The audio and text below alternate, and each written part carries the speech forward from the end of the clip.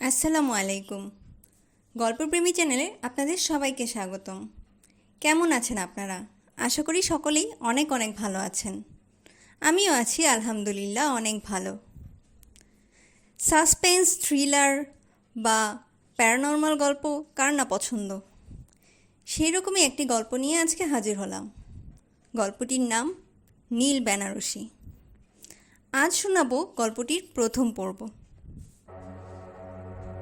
তুমি এই নীল শাড়িটা কোথা থেকে পেয়েছো মিমি? আমি তো বিয়েতে তোমাকে লাল বেনারসি দিয়েছিলাম। আর কি রক্তমাংস পচা গন্ধ বের হচ্ছে তোমার গা থেকে, যেন লাশ পড়ছে। সরে যাও। পার্শ্বরাতে নিলয়ের মুখে এমন কথা শুনে বেশ চমকে গেল মিমি। সে তো ট্রলি ব্যাগে নীল রঙের এই বেনারসিটাই পেয়েছিল। তাহলে নিলয় লাল রং কোথা থেকে পাচ্ছে? প্রশ্নের উত্তর খুঁজে পাচ্ছে না মিমি। এসির ঠান্ডা হাওয়ার মধ্যেও নিলয়ের কপালে বিন্দু বিন্দু ঘাম জমেছে। দম বন্ধ হয়ে আসছে তার। পেটের ভেতর যেন পাক দিচ্ছে। পচা রক্ত মাংসের গন্ধ যে সহ্য করতে পারছে না। নিলয়ের প্রচণ্ড বমি পাচ্ছে। খাটের উপর বসতেই কাশতে শুরু করলো নিলয়। নিলয়কে কাশতে দেখে দৌড়ে নিলয়ের কাছে গেল মিমি। কি হয়েছে? কোথায় কষ্ট হচ্ছে? সরে যাও। কি পচা গন্ধ, মরে যাচ্ছি আমি। একদম মনে হচ্ছে কোনো মরদেহ পচলে যেরকম গন্ধ হয় সেরকম গন্ধ বের হচ্ছে তোমার গা থেকে। চলে যাও এখান থেকে। মিমিকে এক ধাক্কায় নিজের থেকে দূরে সরিয়ে দিল নিলয়, আর নিজের বুকে হাত দিয়ে হাঁপাচ্ছে। মিমি এখনো থ হয়ে দাঁড়িয়ে আছে। মিমিকে দাঁড়াতে দেখে আরও মেজাজ খারাপ হলো নিলয়ের। কি হলো? এখনো দাঁড়িয়ে আছো কেন? শাড়িটা খোলো বলছি। চেঞ্জ করো। আমাকে কি গন্ধতেই মেরে ফেলবে? যাচ্ছি। নিলয়ের তাড়া শুনে মিমি ড্রেসিং টেবিলের পাশ থেকে তার লাগেজটা নিয়ে একটা কলাপাতা রঙের শাড়ি বের করলো। শাড়িটা নিয়ে বাথরুমের দিকে গেল। বাথরুমে এসে শাড়িটা বারবার শুকছে মিমি, কিন্তু কোনো গন্ধ পাচ্ছে না। সে তো এটাই বুঝতে পারছে না নিলয় গন্ধ কোথা থেকে পাচ্ছে। গা থেকে শাড়িটা খুলে বালতিতে পানি দিয়ে তার মধ্যে ভিজিয়ে দিল। শাড়িটা সে ভালো করে ধুয়ে নেবে, গন্ধ কোথা থেকে আসে সেটাই দেখবে। অন্য শাড়িটা গায়ে জড়িয়ে নিল মিমি। বালতির দিকে তাকাতেই আটকে উঠল। আর রক্ত! নীল শাড়িটা ঠিকই আছে, কিন্তু সেটা যেন এক বালতি রক্তের মধ্যে হাবুডুবু খাচ্ছে। বালতির মধ্যে হাত দিতেই মিমির হাতে লাল রক্ত লেগে গেল। নিলয়, নিলয়, রক্ত! মিমি দৌড়ে দরজা খুলে নিলয়কে গিয়ে জড়িয়ে ধরল। নিলয়, নিলয়, রক্ত! কি? এই দেখো আমার হাতে। নিজের হাত দেখতেই আবার আটকে উঠল মিমি। হাতে পানি লেগে আছে, কোনো রক্ত নেই। এদিকে নিলয়ের বিরক্তি চরম পর্যায়ে। কোথায় রক্ত? কি শুরু করেছো তুমি? বাসর রাতটাকে তুমি কি বানাচ্ছ বলতে পারো? সত্যি নিলয়ে রক্ত ছিল, কিন্তু চলো বালতি ভর্তি রক্ত, চলো দেখবে দেখাবো তোমাকে। চলো দেখি কোথায় রক্ত পাচ্ছ তুমি। মিমি নিলয়কে টেনে নিয়ে বাথরুমে গেল। মিমি গালে হাত দিয়ে দাঁড়িয়ে আছে। এই তো কেবলমাত্র নিলয় তাকে চড় মেরেছে। এক বালতি ভরা পানি, তার মধ্যে তুমি ওই শাড়ি ভিজিয়েছ। এখানে কোথায় রক্ত বলতে পারো? নিলয় সত্যি এখানে? চুপ, একদম চুপ। নিজেই দেখো পানি ছাড়া কি আছে এখানে। মুডটা নষ্ট করে দিলে তুমি। থাকো তুমি, আমি ঘুমোতে গেলাম। নিলয় রেগে বাথরুম থেকে বেরিয়ে বিছানায় গিয়ে শুয়ে পড়ল। মিমি এখনও বালতির পানির দিকে তাকিয়ে আছে। এতটা ভুল কি করে হতে পারে?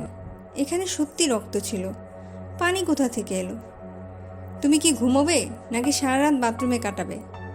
ঘর থেকে নিলয়ের চিৎকার শুনে ধ্যান ভাঙল মিমি। রাত ৩টা। নিলয় গভীর ঘুমে আচ্ছন্ন। মিমি ঘুমোতে পারছে না, চোখ বুজে আছে। হঠাৎ করেই আওয়াজ হতেই মিমি চোখ মেলে তাকালো। আরে, এই শাড়িটা তো আমি বালতিতে ভিজিয়ে রেখে এসেছি। মিমি নিজের চোখকে বিশ্বাস করতে পারছে না। নীল বেনারসিটা উপরেই ফ্যানের সাথে ঝুলে আছে। বেনারসি থেকে যেন আলো বিচ্ছুরণ হচ্ছে। বেনারসির অপর প্রান্ত একা একাই পাকিয়ে গোল হয়ে গেল। মিমি ভয় পেয়ে উঠে নিলয়কে ডাকতে যাবে, তার আগেই গোল প্যাচটা একদম মিমির মাথার মধ্যে দিয়ে ঢুকে গলায় শক্ত করে পেঁচিয়ে গেল। মিমি গোঙাতে লাগলো। খাটের উপর নিজের পা দাপাচ্ছে। মিমির গোঙানো শুনে নিলয় উঠে পড়ল। উঠে গিয়ে বাতি জ্বালিয়ে দেখে বিছানায় সেই নীল শাড়িটা পরে গলায় হাত দিয়ে অনেকটা সাপের মতো মোচড়াচ্ছে মিমি। মিমি, মিমি, মিমি, কি হয়েছে? নিলয়ের ধাক্কাতে মিমির হুঁশ ফিরল। মিমি পুরো ঘেমে গেছে। নিলয় টেবিলের ওপর থেকে পানির বোতল এনে মিমিকে দিতেই মিমি উঠে ঢকঢক করে পুরো পানি শেষ করে ফেলল। নিলয় আমাকে মেরে ফেলবে, মেরে ফেলবে। তুমি জানো জানো আমার গলায় ফাঁস দিয়ে ফ্যানের সাথে ঝুলিয়ে দিতে চাচ্ছিল। কে তোমাকে মেরে ফেলবে মিমি? ওই নীল শাড়িটা। তুমি কি এই মাঝরাতে আমার সাথে ঠাট্টা করছো মিমি? নিলয় সত্যি বলছি। মিমির গালে আরেকটা চল বসালো নিলয়। মিমি মুখে হাত দিয়ে অবাক চোখে নিলয়ের দিকে তাকিয়ে আছে। তার অপরাধটা কোথায় এটাই বুঝতে পারছে না। ফাজলামি করছো তুমি আমার সাথে? পুরো রাতটা নষ্ট করে দিলে। এখন একটু ঘুমোতে দিচ্ছ না আমাকে। আর কি নীল শাড়ি তোমাকে মারবে? হ্যাঁ, তুমি আবার সেই শাড়িটা পরেছো? তোমাকে বললাম না লাশ পচা গন্ধ বের হচ্ছে। আমাকে কি মেরে ফেলতে চাও তুমি? শাড়ি? আমি কোথায়? নিজের দিকে তাকিয়ে আঁতকে উঠল মিমি। নীল সেই বেনারসিটা সুন্দরভাবে ওর গায়ে জড়ানো। কি দেখলে তো? নিলয়, এটা কিভাবে হতে পারে? তুমিও তো দেখেছিলে আমি শাড়িটা বালতিতে ভিজিয়ে রেখেছিলাম। তুমিই বলো এত তাড়াতাড়ি এটা শুকাবে বা কি করে? আর আমি বা ঘুমিয়ে ঘুমিয়ে কখন পড়লাম? মিমির কথা শুনে নিলয় নিজেও ঘেমে যাচ্ছে। সেও এটাই ভাবছে, মিমির গায়ে এই শাড়িটা কিভাবে এলো?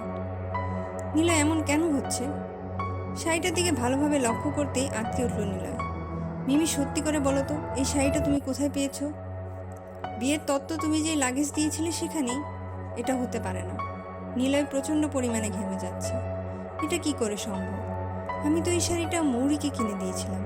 এটা তো সেই শাড়ি, পাড়ে একটা ছিদ্র ছিল। এটা এখানে মিমির গায়ে কি করে এলো?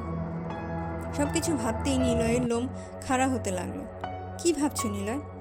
তুমি মিথ্যে বলছো। আমি টকটকে লাল রঙের বেনারসি তোমাকে কিনে দিয়েছিলাম। চলো তোমার লাগেজ বের করো। এখন? হ্যাঁ এখন। নিলয়ের কথা মতো মিমি উঠে গিয়ে লাগেজটা খাটের উপর রেখে খুলে নিলয়কে দেখালো। দেখো এখানে। মিমি বলতে গিয়ে থেমে গেল। লাগেজের একদম উপরেই রয়েছে একদম টকটকে লাল রঙের বেনারসি। কি দেখবো? তুমি দেখো। বলো কোথা থেকে পেয়েছো এই শাড়িটা? নিলয়, সত্যি বলছি এখানেই ছিল। এই লাল শাড়িটা এখানে কে রাখলো? কেউ রাখেনি, ওখানেই ছিল। মিমি থরথর করে কাঁপছে। কপালে বিন্দু বিন্দু ঘাম জন্মেছে তার। নিলয় লাগেজটা বন্ধ করে ফ্লোরে ছুঁড়ে মারল। এখন ঘুমাবো আমি। একদম বিরক্ত করবে না আমাকে। তোমার নাটক আমি আর দেখতে পাচ্ছি না। আর এই শাড়ি খোলো, গন্ধতে টিকতে পারছি না আমি। নিলয় লাইট অফ করে গিয়ে শুয়ে পড়ল। মিমি এখনও নিজের চোখকে বিশ্বাস করতে পারছে না। এটা কিভাবে সম্ভব হতে পারে? এটা তো সত্যি এই শাড়িটা ছিল না। তাহলে? শাড়ি চেঞ্জ করতে ওয়াশরুমে ঢুকল মিমি। বালতির দিকে চোখ যেতেই আরও আটকে উঠল সে। বালতি ভর্তি রক্ত, আর তার ভেতর সেই নীল শাড়িটা ভেজানো। নিজের দিকে তাকাতেই আরেক তরফা কেঁপে উঠল মিমি। তার গায়ে সেই কলাপাতা রঙের শাড়ি। কি হলো? এই শাড়িটা কোত্থেকে এলো? আয়নার দিকে তাকাতেই মিমি হাঁ হয়ে যায়। দেখা যাচ্ছে তার পাশেই সেই নীল বেনারসি পরে দাঁড়িয়ে আছে একটি মেয়ে। কি এটা? এ কখন এলো এখানে? মিমি পাশ ঘুরতেই কাউকে দেখতে পেল না, পেছনেও না। কিন্তু সামনে আয়নাতে তাকাতেই দেখে তার পাশেই দাঁড়িয়ে আছে সেই মেয়েটি। কে? কে? নিলয়। আয়নার সেই শাড়ি পরা মেয়েটার গলা থেকে হঠাৎ করেই যেন রক্ত বের হতে লাগলো, যেন তাকে জবাই করা হয়েছে। আস্তে আস্তে মেয়েটার মুখ একটার পর একটা আঘাতের দাগ ভেসে উঠছে। মেয়েটার মুখ রক্তাক্ত হয়ে যাচ্ছে। মেয়েটির শাড়িটা একদম রক্তে ভিজে গেছে। মেয়েটার বীভৎস চেহারা দেখে মিমি আরও ভয় পেয়ে চিৎকার করে উঠল। গল্পটির পরবর্তী পর্ব শোনার জন্য আমাদের চ্যানেলটিকে সাবস্ক্রাইব করে দিন এবং পাশে থাকা বেল আইকনটিকে ক্লিক করে রাখুন এবং কমেন্টে আমাদের চ্যানেল সম্পর্কে আপনাদের গুরুত্বপূর্ণ মতামত জানাতে পারেন। আমাদের সাথে থাকার জন্য অসংখ্য ধন্যবাদ।